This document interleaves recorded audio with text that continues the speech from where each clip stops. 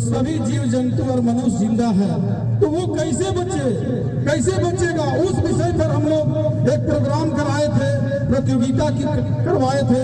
उसमें भाषण में कि जल जंगल जमीन हमारा कैसे बचेगा, प्रदूषण कैसे कम होगा, पानी हमारा जो स्वर्ण रेखा दूषित हो रहा है वो कैसे बचेगा, उस पर हम लोग एक प्रोग्राम हुआ था। उसी पर अव्वल दर्जा पर आए थे हमारे नगरी थाना के इंस्पेक्टर साहब, उसे बुके देकर और विजय जी और तपेश्वर जी सम्मानित करेंगे।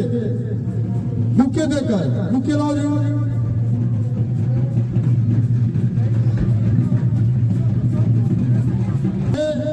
कि अगर जल जंगल जमीन को बचाना हो, प्रदूषण को बचाना है, अपना हक के लिए आगे आना है, तो भीड़ नहीं होता है। मगर यहाँ पर कला और संस्कृति और कोई नाच और गान होने लगता है तो मेला लग जाता है, नगरी मेला जैसा होता है कि नहीं। हवा को बचाना है कि नहीं, प्रदूषित हो रहा है कि नहीं, पानी प्रदूषित हो रहा है, और तरह तरह का बीमारी का कारण क्या है।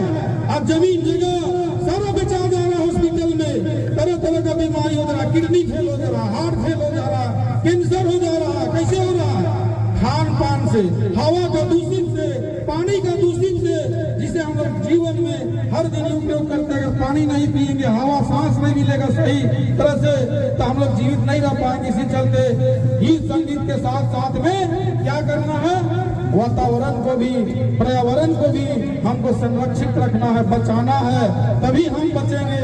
अगर आने वाला जनरेशन, हमारा बाल बच्चा पढ़ लिख के भी बहुत बड़ा आदमी बन जाएगा, मगर अगर वातावरण दूषित हो जाएगा, जल दूषित हो जाएगा, तो हमारा जीवन बेकार हो जाएगा। इसी चलते हमको सबको बचाना है। और हम लोग ऐसा जगह में रहते हैं जहाँ पर हम लोग का इतिहास है, झारखंड का सबसे ऊंचा, और यहाँ से 3 गो नदी निकलता है, कोयल, कारो और स्वर्ण रेखा। इस चीज को भी आपको जानना होगा, झारखंड का और यहाँ का इतिहास का स्वर्ण अक्षर में लिखा हुआ है।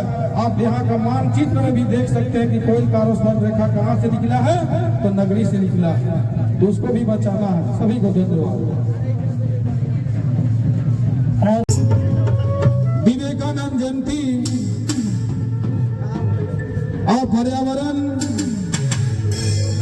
और स्वर्ण रेखा नदी का कैसे स्वच्छ हो, इस विषय पर हम लोग एक प्रतियोगिता रखे थे, और उसमें बहुत सा स्कूल के बच्चों भाग लिए थे। और उस भाग में अव्वल दर्जा पर यानी प्रथम पुरस्कार हमारे बीच में हमारे प्रखंड के ही एक बच्चा चिपरा का अमित जी मंच के सामने आ जाएंगे, जो आए थे। काफी ही वहां पर उस दिन हाईकोर्ट उच्च न्यायालय यानी झारखंड के उच्च न्यायालय के न्यायाधीश एस.एन. पाठक भी आए थे, और उनके हाथों से इनको हम लोग सम्मान दिलाए थे। काफी ही यहाँ पर जो आज